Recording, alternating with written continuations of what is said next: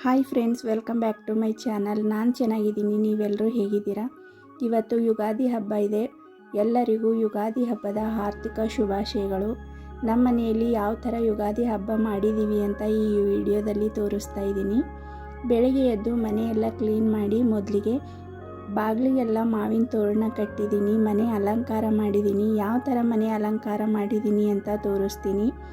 ಇಲ್ಲಿ ಬೇವು ಬೆಲ್ಲ ಮಾಡೋಕ್ಕೆ ಅಂತ ಇಲ್ಲಿ ಬೇವಿನ ಹೂನ ಬಿಡಿಸ್ತಾ ಇದ್ದೀನಿ.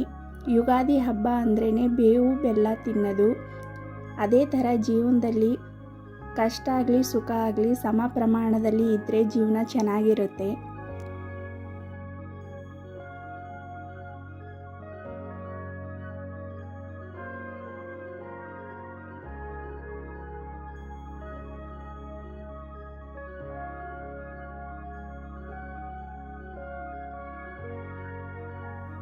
ಯುಗಾದಿ ಹಬ್ಬಕ್ಕೆ ಮನೆ ಅಲಂಕಾರ ಹೇಗೆಲ್ಲ ಮಾಡಿದ್ದೀನಿ ಅಂತ ನೋಡಿ.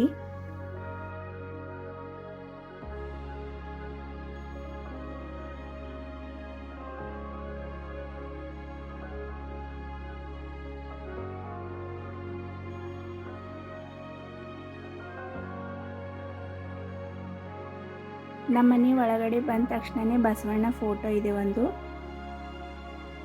ನೋಡಿ, ಹಾಲ್ ಎಲ್ಲ ಈ ಥರ ಇದೆ. ನೀಟಾಗಿ ಕ್ಲೀನ್ ಮಾಡಿ ಇಟ್ಟಿದ್ದೀನಿ ಮನೆಯೆಲ್ಲ.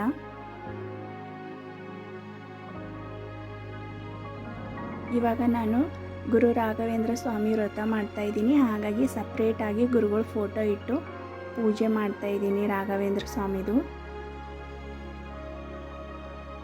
ಇಲ್ಲಿ ದೇವ್ರ ಮನೆ ಇದೆ. ದೇವ್ರ ಮನೆ ಯಾವ ಥರ ಅಲಂಕಾರ ಮಾಡಿದ್ದೀನಿ ಅಂತ ನೋಡಿ. ಇವತ್ತು ಯುಗಾದಿ ಹಬ್ಬ ಆಗಿರೋದ್ರಿಂದ ಬೆಳಗ್ಗೆ ಬೇಗ ಎದ್ದು ಪೂಜೆ ಮಾಡಿದ್ದೀನಿ.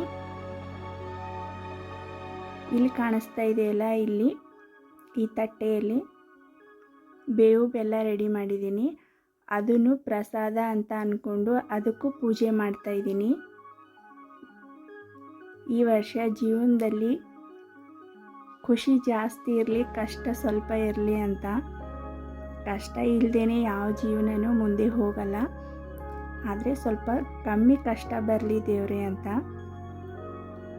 ನಾವು ಬೇವು ಬೆಲ್ಲ ಈ ಥರ ಮಾಡ್ತೀವಿ. ಅದರಲ್ಲಿ ಬೆಲ್ಲ, ಮಾವಿನ ಹಣ್ಣು, ಬೇವಿನ ಹೂವು, ಸೋಪು, ಹುರುಗಡ್ಲೆ ಎಲ್ಲನೂ ಮಿಕ್ಸ್ ಮಾಡಿ ಒಂದು ಜ್ಯೂಸ್ ಥರ ಮಾಡ್ತೀವಿ. ಅದನ್ನು ದೇವ್ರ ಹತ್ರ ಇಟ್ಟು ನೈವೇದ್ಯ ಮಾಡಿ ಆಮೇಲೆ ಮನೆಯವರೆಲ್ಲರೂ ಪ್ರಸಾದ ಥರ ತಗೋತೀವಿ. ಇಲ್ಲಿ ನಾನು ಹೋಳಿಗೆ ಮಾಡೋಕ್ಕೆ ರೆಡಿ ಮಾಡ್ತಾಯಿದ್ದೀನಿ. ಇದು ಹೂರಣ ರೆಡಿ ಮಾಡಿಟ್ಟಿದ್ದೀನಿ. ಇಲ್ಲಿ ಒಬ್ಬಟ್ಟು ಸಾರು ರೆಡಿ ಮಾಡಿದ್ದೀನಿ. ರೈಸ್ ಮಾಡಿದ್ದೀನಿ. ಇಲ್ಲಿ ಬಜ್ಜಿ ಹಾಕೋಕ್ಕೆ ಅಂತ ಹಿಟ್ಟು ಕಲಸಿಟ್ಟಿದ್ದೀನಿ. ಚಿತ್ರಾನ್ನ ಮಾಡೋಕ್ಕೆ ಒಗ್ಗರಣೆ ರೆಡಿ ಮಾಡಿಟ್ಟಿದ್ದೀನಿ. ಬಜ್ಜಿ ಹಾಕೋಕ್ಕೆ ಎಣ್ಣೆ ಕಾಯಕ್ಕೆ ಇಟ್ಟಿದ್ದೀನಿ. ಇಲ್ಲಿ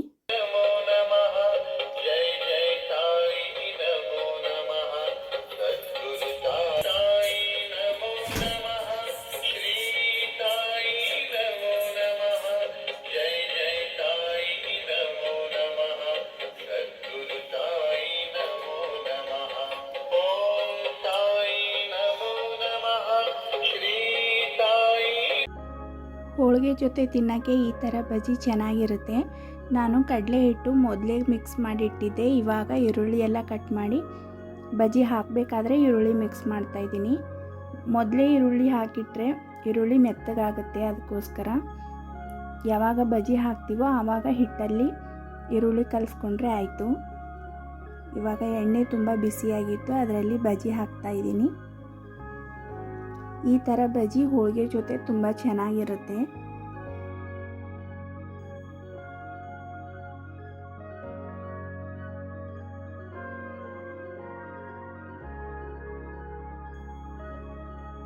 ನೋಡಿ, ಇಲ್ಲಿ ಬಜ್ಜಿ ಫ್ರೈ ಆಗ್ತಾ ಇದೆ. ಬಜ್ಜಿ ಫ್ರೈ ಆಗೋಷ್ಟರಲ್ಲಿ ನಾನು ಚಿತ್ರಾನ್ನ ರೆಡಿ ಮಾಡ್ತೀನಿ. ಇಲ್ಲಿ ಕಾಣಿಸ್ತಾ ಇದೆಯಲ್ಲ, ಇದು ವೈಟ್ ರೈಸು. ಇಷ್ಟರ ಚಿತ್ರಾನ್ನ ಮಾಡ್ತೀನಿ. ನಾನು ಮೊದಲೇ ಚಿತ್ರಾನ್ನ ಮಾಡೋಕ್ಕೆ ಅಂತ ಒಗ್ಗರಣೆ ರೆಡಿ ಮಾಡಿಟ್ಟಿದ್ದೆ. ಆ ಒಗ್ಗರಣೆನ ವೈಟ್ ರೈಸಲ್ಲಿ ಹಾಕಿ ಮಿಕ್ಸ್ ಮಾಡಿದ್ರೆ ಚಿತ್ರಾನ್ನ ರೆಡಿ ಆಗುತ್ತೆ.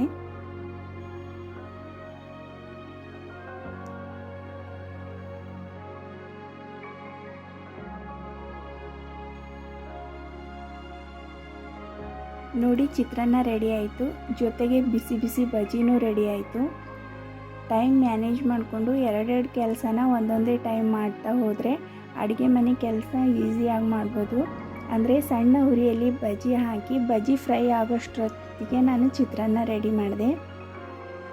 ಗ್ಯಾಸ್ ಮೇಲೆ ಹಾಲು ಕಾಯಕ್ಕೆ ಇಟ್ಟಿದ್ದೀನಿ. ಹಾಲು ಕಾಯೋಷ್ಟೊತ್ತಿಗೆ ಹೋಳಿಗೆಗೆಲ್ಲ ರೆಡಿ ಮಾಡ್ತೀನಿ.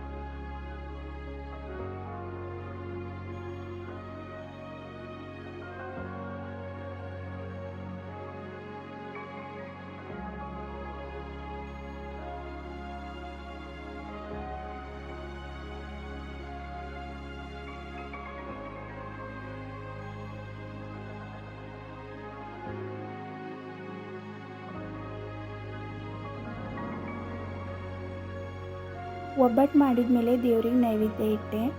ಇವತ್ತು ನಮ್ಮ ಮನೆಯಲ್ಲಿ ಏನೇನು ಊಟ ಇದೆ ಅಂತ ನೋಡಿ.